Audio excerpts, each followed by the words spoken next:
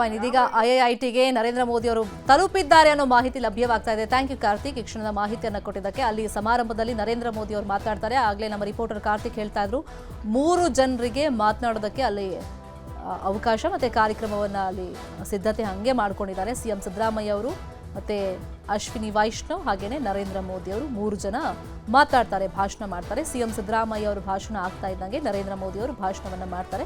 ಸುಮಾರು ಒಂದು ಅರ್ಧ ಗಂಟೆಗಳ ಕಾಲ ಅವರು ಮಾತನಾಡುವಂಥ ಚಾನ್ಸಸ್ ಇದೆ, ನಿರೀಕ್ಷೆಗಳಿದೆ ಅಂತ ಹೇಳ್ತಾ ಇದ್ರು. ಇನ್ನು ಭಾಷಣದಲ್ಲಿ ಯಾವೆಲ್ಲ ವಿಷಯಗಳ ಬಗ್ಗೆ ಪ್ರಸ್ತಾಪ ಮಾಡ್ತಾರೆ, ಬೆಂಗಳೂರಿಗೆ ಏನಾದರೂ ವಿಶೇಷ ಕೊಡುಗೆಗಳನ್ನೇನಾದರೂ ಅನೌನ್ಸ್ ಮಾಡ್ತಾರೆ, ಈ ಬಗ್ಗೆ ಸಹಜವಾಗಿ ಬೆಂಗಳೂರಿಗರಲ್ಲಿ ಒಂದು ನಿರೀಕ್ಷೆ, ಅದರಲ್ಲೂ ಕರ್ನಾಟಕದ ಜನರಿಗೆ ಒಂದು ನಿರೀಕ್ಷೆ ಇದ್ದಿದ್ದೆ. ಇನ್ನು ಇಲ್ಲೇನೆ ಅಂದರೆ ಐಐಟಿಯಲ್ಲಿ ಏನು ಸಮಾರಂಭ ನಡೆಯುತ್ತೆ ಅಲ್ಲೇನೆ ಕಿತ್ತಳೆ ಮಾರ್ಗ ಫೇಸ್ 3 ಮೆಟ್ರೋಗೂ ಕೂಡ ಅವರು ಶಂಕುಸ್ಥಾಪನೆಯನ್ನು ನೆರವೇರಿಸ್ತಾರೆ. ಅದು ಸುಮಾರು 44 ಕಿಲೋಮೀಟರ್ 31 ನಿಲ್ದಾಣಗಳನ್ನು ಒಳಗೊಂಡಿದೆ. 15,610 ಕೋಟಿ ವೆಚ್ಚದಲ್ಲಿ ಕೆಂಪಾಪುರದಿಂದ ಜೆಪಿ ನಗರದ 4ನೇ ಹಂತ ಇಲ್ಲಿ ತನಕ ಮೆಟ್ರೋ ಜಾಲ ಇರುತ್ತೆ.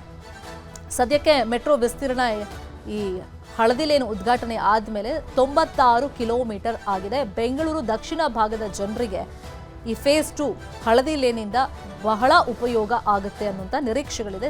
ಸರಿಸುಮಾರು 3.5 ಲಕ್ಷ ಜನ ಪ್ರತಿದಿನ ಈ ಮೆಟ್ರೋದಲ್ಲಿ ಪ್ರಯಾಣ ಬೆಳೆಸುವಂಥ ನಿರೀಕ್ಷೆಗಳಿದೆ, ಸಾಧ್ಯತೆಗಳಿದೆ. ಇನ್ನು ಕೆಲವೇ ಕ್ಷಣಗಳಲ್ಲಿ ಕಿತ್ತಳೆ ಮೆಟ್ರೋ ಮಾರ್ಗಕ್ಕೂ ಕೂಡ ನರೇಂದ್ರ ಮೋದಿ ಅವರು ಶಂಕುಸ್ಥಾಪನೆಯನ್ನು ನೆರವೇರಿಸ್ತಾರೆ. ಐಐಟಿಯಲ್ಲಿ ನಡೆಯುವಂಥ ಸಮಾರಂಭದಲ್ಲಿ ಪಾಲ್ಗೊಳ್ತಾರೆ, ಅಲ್ಲೇ ಶಂಕುಸ್ಥಾಪನೆಯನ್ನು ನೆರವೇರಿಸ್ತಾರೆ.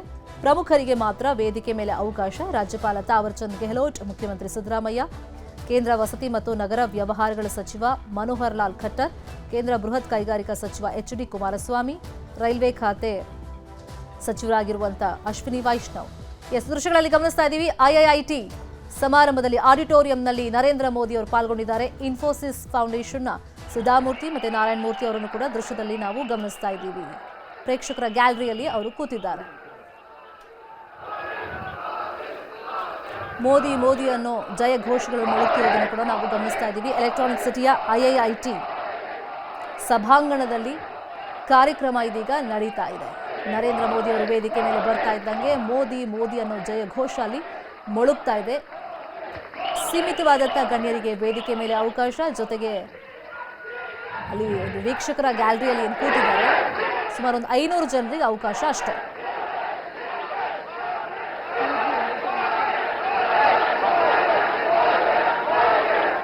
ವೇದಿಕೆ ಮೇಲಿರುವಂಥ ಗಣ್ಯರನ್ನ ಸ್ವಾಗತ ಮಾಡಿಕೊಳ್ತಾ ಇದ್ದಾರೆ ಉಪಮುಖ್ಯಮಂತ್ರಿ ಡಿ.ಕೆ. ಶಿವಕುಮಾರ್ ಅವರು. ಕಾರ್ಯಕ್ರಮವನ್ನ ಪ್ರಾರಂಭ ಮಾಡುವಂತಹ ಹೊತ್ತು ಇದಾಗಿದೆ. ದಯಮಾಡಿ ತಾವೆಲ್ಲರೂ ತಮ್ಮ ತಮ್ಮ ಆಸನಗಳಲ್ಲಿ ಆಸೀನರಾಗಬೇಕು.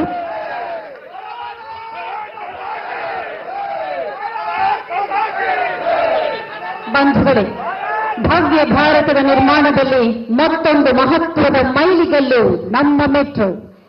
ಸಮಯದ ಉಳಿತಾಯ, ವಾಯು ಮಾಲಿನ್ಯಕ್ಕೆ ವಿದಾಯ, ಸ್ವಚ್ಛ ಸುಂದರ ಹಸಿರು ಬೆಂಗಳೂರಿಗಾಗಿ ನವ ಅಧ್ಯಾಯ. ನಮ್ಮ ಬೆಂಗಳೂರು, ನಮ್ಮ metro.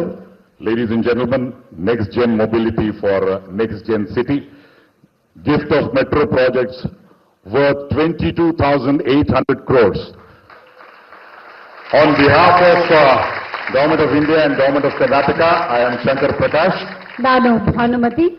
We welcome you all to this momentous occasion at Namma Bengaluru, the IT city, the BT city, the technological capital of India, and of course now transforming itself into the infrastructure capital of India. ತಮಗೆಲ್ಲರಿಗೂ ಆತ್ಮೀಯವಾದ ಸ್ವಾಗತ ಬಂಧುಗಳೇ. R V ರಸ್ತೆಯಿಂದ ಬೊಮ್ಮಸಂದ್ರದವರೆಗೆ Bengaluru metro ಹಳದಿ ಮಾರ್ಗದ ಉದ್ಘಾಟನೆ. Foundation stone laying for Bengaluru metro phase 3. ಸನ್ಮಾನ್ಯ ಪ್ರಧಾನಮಂತ್ರಿಗಳಾದ ಶ್ರೀ ನರೇಂದ್ರ ಮೋದಿ ಅವರು ಈಗಾಗಲೇ 3 ವಂದೇ ಭಾರತ್ ಎಕ್ಸ್ಪ್ರೆಸ್ ರೈಲುಗಳಿಗೆ ಚಾಲನೆಯನ್ನ ನೀಡಿದ್ದಾರೆ.